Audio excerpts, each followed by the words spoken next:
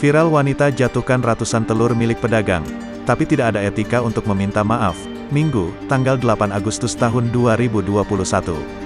Dalam video CCTV, terlihat seorang pria pedagang telur tengah sibuk mengangkati telur yang baru ia beli untuk dibawa masuk ke dalam toko. Ia pun terlihat mengangkati satu persatu papan telur ke dalam toko.